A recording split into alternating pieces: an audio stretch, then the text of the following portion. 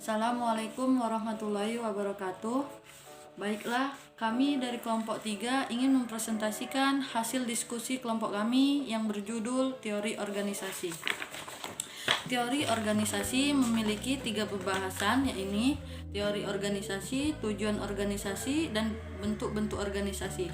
Baik, saya Mutiara Khairunisa akan membacakan pengertian yang pertama. Pengertian organisasi. Kata organisasi berasal dari bahasa lain yaitu organum, yang berarti alat. Bagian-bagian anggota badan. Usman tahun 2006 halaman 141.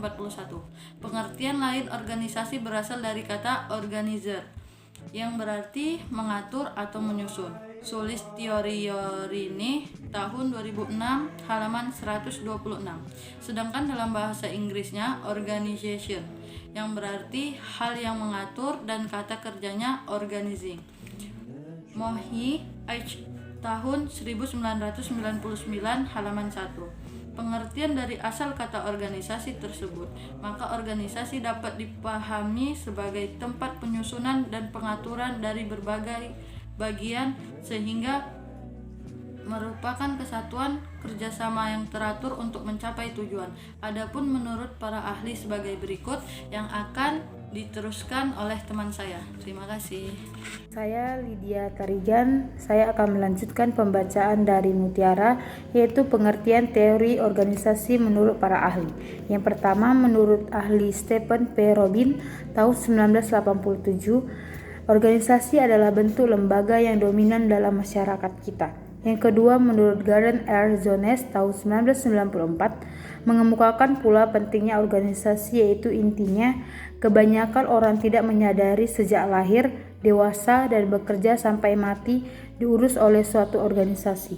Yang ketiga, menurut Fasting et al. Tahun 1994, organisasi diperlukan apabila orang-orang bergabung berusaha mencapai beberapa tujuan bersama. Yang keempat, menurut James D. Mani dalam Sutarto tahun 1998, organisasi adalah bentuk setiap perserikatan manusia untuk pencapaian suatu tujuan bersama. Yang kelima, menurut John D. Millett dalam Sutarto tahun 1998, organisasi adalah orang-orang yang bekerja sama dan dengan demikian ini mengandung ciri-ciri dari hubungan manusia yang timbul dalam aktivitas kelompok. Yang keenam, menurut Fremont E. Katz dan James E. Rosenzweig tahun 1974, organisasi sebagai suatu subsistem dari lingkungan yang lebih luas. Saya akan membacakan tentang pengertian organisasi menurut KBBI. Pengertian organisasi menurut KBBI adalah 1. Kesatuan yang terdiri atas bagian diperkumpulkan dan sebagainya susunan untuk tujuan tertentu. 2. Kelompok kerjasama antar orang-orang yang diadakan untuk mencapai tujuan bersama. 1. Organisasi sebagai wadah. Organisasi sebagai wadah merupakan suatu wahana kegiatan yang mencerminkan bahwa organisasi merupakan tempat beraktivitas saja. Dalam wahana ini, kegiatan setiap orang harus jelas, tugas, wewenang, dan tanggung jawabnya, serta hubungan juga tata kerjanya. Organisasi sebagai wadah, maka pola struktur harus kuat, serta diikuti dengan pemikiran yang benar-benar berorientasi pada masa depan. Organisasi ini menurut Robbins dikenal juga sebagai aliran klasik, dan organisasi dilihat sebagai sistem tertutup yang diciptakan untuk mencapai tujuan dengan efisien. Saya Jendanisa akan melanjutkan pembacaan dari Nur Khalifah. Organisasi sebagai proses. Dalam teori organisasi klasik memandang organisasi sebagai wadah atau dari segi struktur, dan teori modern memandang sebagai suatu sistem yang berproses. Hampir kebanyakan pakar berpendapat bahwa organisasi dapat dipandang sebagai sistem. Organisasi sebagai suatu proses dinamis, maka harus ada pembagian kerja atau tugas kepada anggotanya, adanya kerjasama dan tujuan yang ditetapkan. Interaksi dalam organisasi terjadi antara individu dengan individu, antara individu dengan kelompok.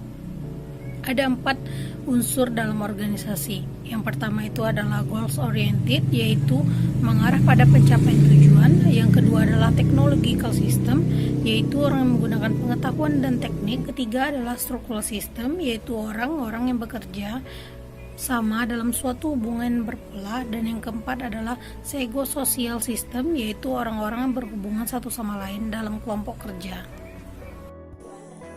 Dari beberapa pengertian organisasi di atas dapat kita temukan terdapat kata tujuan, goals, kerjasama, struktur, teknik, dan psikologis. Tujuan organisasi adalah penyataan tentang keadaan yang diinginkan di mana organisasi bermaksud untuk merealisasikan tujuan. Tujuan merupakan titik akhir dari apa yang diharapkan atau dicapai oleh organisasi. Yang kedua, kerjasama organisasi dapat diartikan kegiatan atau usaha yang dilakukan oleh beberapa orang dan saling bantu-membantu dengan sesama anggota organisasi lainnya untuk mencapai tujuan bersama. Yang ketiga, struktur adalah susunan komponen-komponen unit-unit dalam organisasi.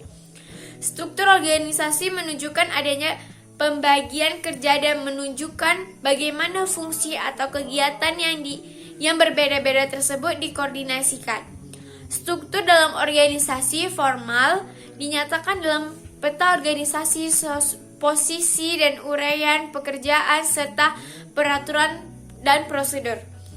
Keempat, teknik diartikan untuk mencapai tujuan organisasi secara efisien dan efektif, maka orang-orang yang bekerja sama tersebut perlu dibekali pengetahuan dan keahlian yang dibutuhkan dengan adanya pendidikan, pelatihan, serta peralatan dan fasilitas, serta gedung perkantoran, peralatan kantor, kendaraan, anggaran, tanah, dan barang model lainnya.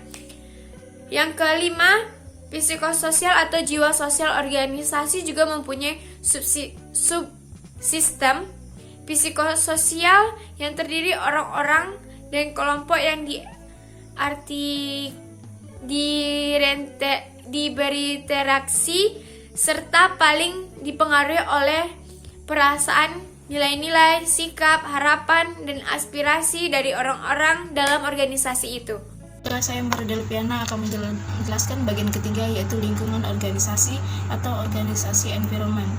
Menurut Sojadi pada tahun 1995 halaman 17 mengemukakan bahwa organisasi sebagai proses yang dinamakan organisasi yang bersifat statis dan dinamis. Dinamis yang artinya sebagai organisasi yang bersifat hidup, berkembang, bergerak, dan berubah, dan tidak mati. Yang bersifat statis artinya hubungan kerjasama antara para anggota organisasi untuk mencapai tujuan tertentu. Sedangkan menurut Robbins, organisasi diasumsikan sebagai orang hidup seperti tanaman, tumbuhan, dan makhluk lainnya, atau manusia yang bertumbuh dan berkembang. Pada bagian lain, menurut Georges Romans, mengemukakan bahwa organisasi berasal dari sistem luar dan sistem dalam. Bahkan organisasi ini saling tergantung satu sama lain. Menurut pandangan teori modern, ada 3 unsur yang disusun dalam organisasi. Yang pertama, pandangan kerja atau fungsi orang-orang. Yang kedua, organisasi, kerjasama. Yang ketiga, tujuan dan sistemnya. Saya Jentri Nur Eliza dari kelompok 3 akan melanjutkan pembacaan dari Saudari Maria. Bahkan faktor lingkungan juga dapat mempengaruhi organisasi dan berinteraksi dengan faktor dalam. Oleh karena itu, organisasi perlu melakukan penyesuaian diri atau beradaptasi dengan perubahan-perubahan yang terjadi demi melakukan kelanjutan hidupnya. Pengertian lingkungan organisasi. Lingkungan dalam arti luas merupakan segala sesuatu yang ada di luar atau sekitar organisasi tersebut. Lingkungan sebagai sistem yang kompleks di mana berbagai faktor berpengaruh timbal balik satu sama lain terhadap kinerja organisasi. Bentuk-bentuk organisasi. Yang pertama ada organisasi lini atau garis atau biasa disebut line organization. Organisasi linin merupakan suatu bentuk organisasi yang menghubungkan secara vertikal antara atasan dengan bawah. Yang kedua, organisasi Lini and Staff atau Lean and Staff Organization. Kepala unit organisasi garis lini dan staf merupakan bentuk organization di mana pelimpahan wewenang berlangsung secara virtual dan sepenuhnya dari pimpinan tertinggi kepada para kepala unit di bawahannya. Saya Nur Halimah. Saya akan melanjutkan bentuk-bentuk organisasi dari Ajeng.